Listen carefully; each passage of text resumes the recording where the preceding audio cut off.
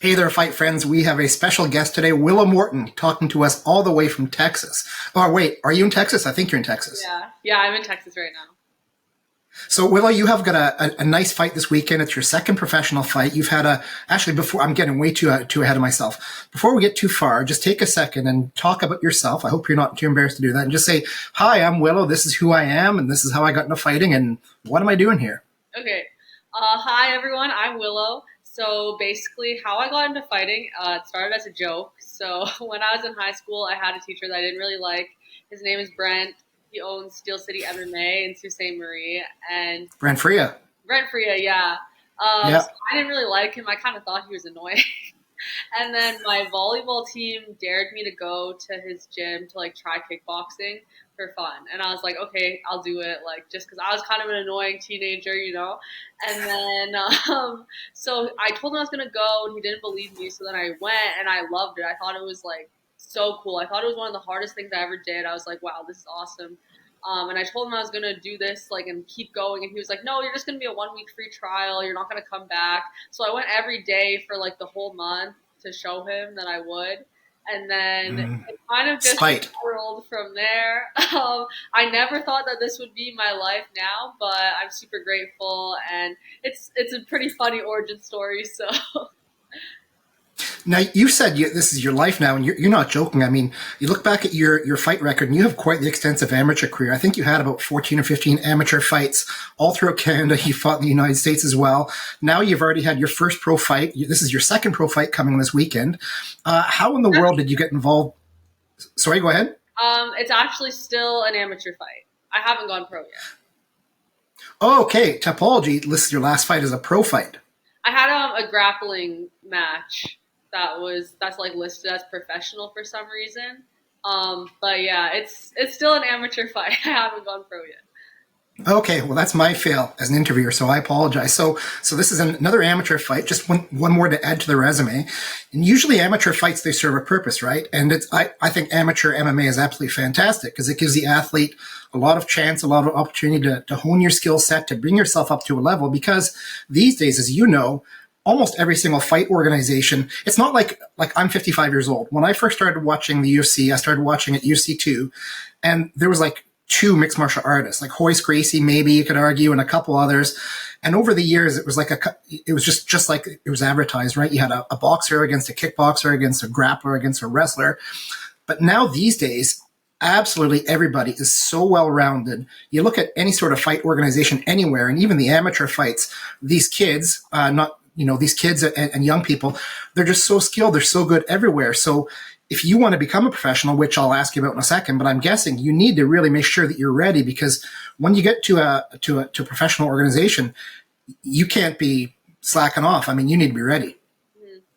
Yeah, so personally, I guess the philosophy we've taken with my career is just to gather as much experience as possible. I didn't come from like a combat sports background, obviously. I played like volleyball, I ran track.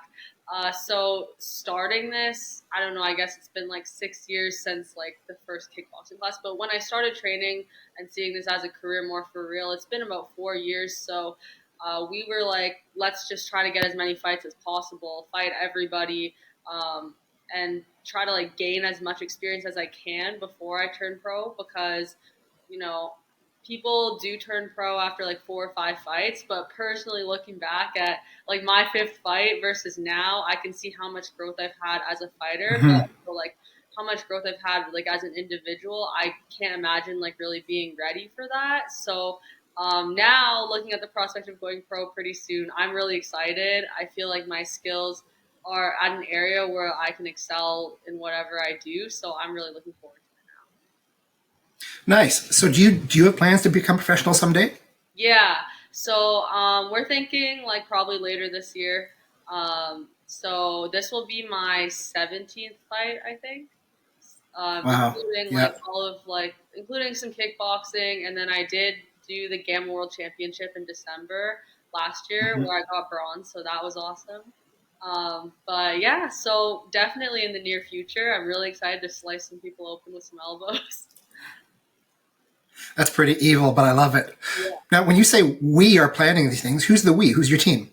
My team, so I have two coaches in Canada, so Chad Pearson and Evan Boris, and then I also work a lot with Ryan Grant when I'm there at Grant's MMA, and then recently I mostly in Houston, so I train at War Training Center here with Jeremy Mahone and Adam Copley, and they're also really awesome. So I have a pretty big, really experienced team around me. So that has also really helped me with my entire career, and like they've given me like so many great skills and so much great insight.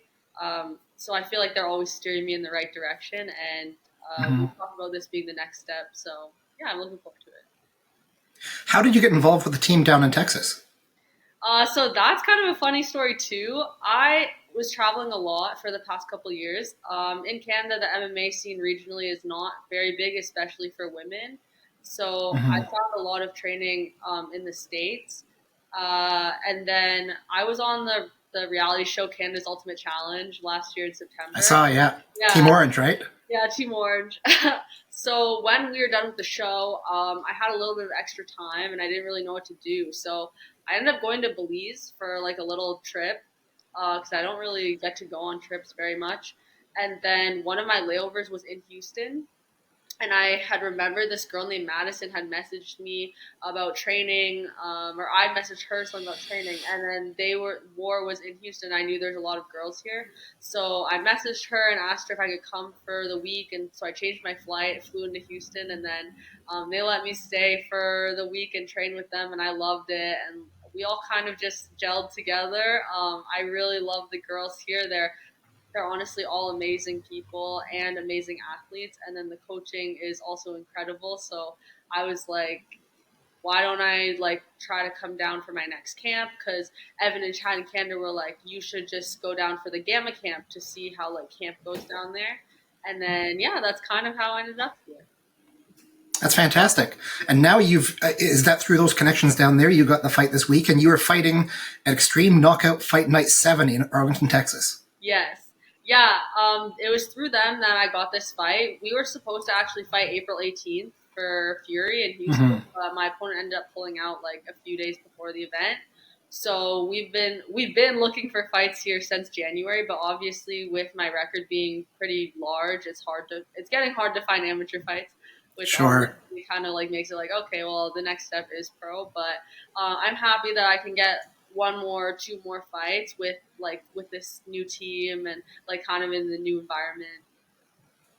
Nice. And let's talk about your opponent for a second. Her name is Brijatte Garcia. She's known as Miss America. What do you know about her? And were you aware of her before you accepted her as an opponent? I wasn't really aware of her. I sometimes have heard things like about other people in Texas, but I guess I know that she has a wrestling background. I did see a couple of her previous fights, but I guess for me, something that I take with me to most of my fights now is like I don't really focus on the other person that I'm fighting. I focus a lot about myself and like what strengths that I want to use in the fight, and then my coaches kind of create the game plan around that, and then obviously they do the film study and they kind of look into like what I need to do obviously to have my best performance, and then they kind of formulate that plan into my training camp. But I honestly found it's easier for me to not really focus on my opponent, I guess. Hmm. Then I'm just kind of focused on like what I want to do, and like focusing on myself has been something I've definitely learned throughout my career that has really helped me. So um, yeah, I guess I know it's going to be a tough fight, but I'm really looking forward to it. Oh, that's awesome. I've only had the privilege of watching you fight in person once at a Thick Boy, and you seemed like you were very well rounded even then. So you just mentioned your skill set and working on yourself. What are your strengths right now? What are you most confident in? The what aspects of your game are you most confident in? I would say obviously, I guess I've wrestled a lot in my fights, so that's something I'm pretty confident in. But I'm also really looking forward to striking this fight. I've definitely put in a lot of work there, and I feel like I haven't gotten the opportunity yet to show some of the parts that I'm really good at in other fights, just because of like different opponents or like game plans. But this fight, I would really like to strike a little bit. But if she wants to wrestle, we can wrestle too.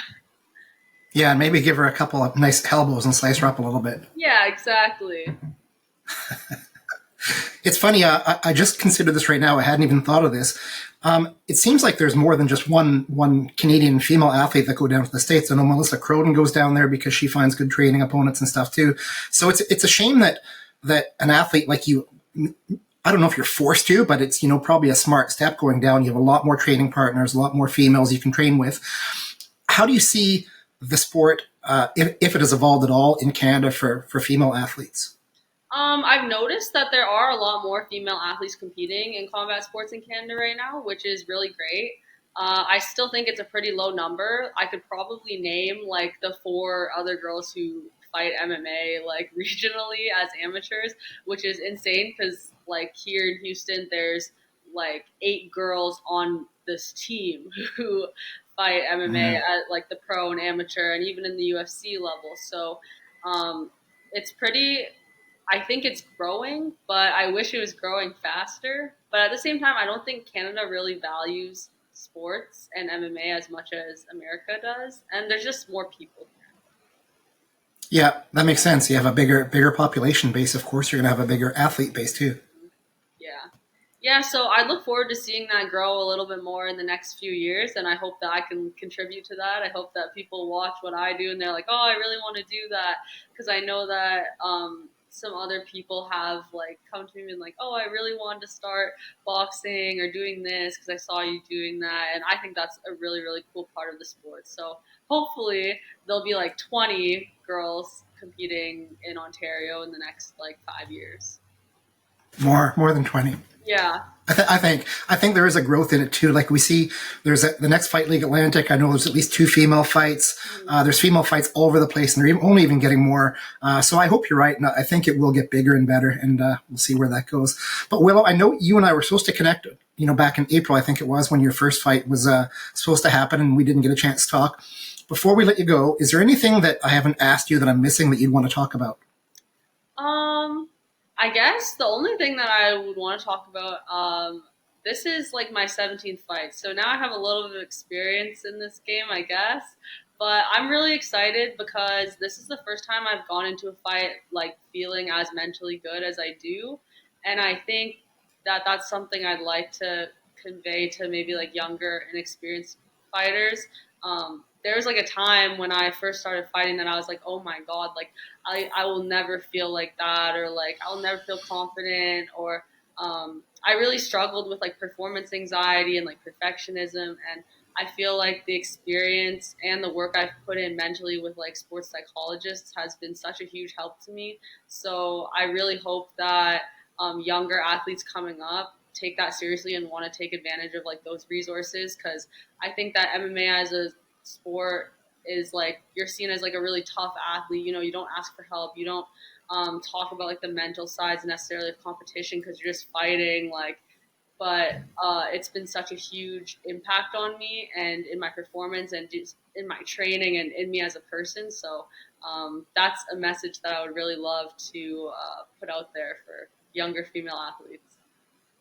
I'm so happy you brought that up, because it's actually a question I've asked quite a lot in the past to different fighters about the mental training component. I think in general, not even mental health isn't the right way of putting it, but I'd say mental peak performance training. Your brain is just like any part of your body, right? You train your physicality, you train your skill set, you train your cardio.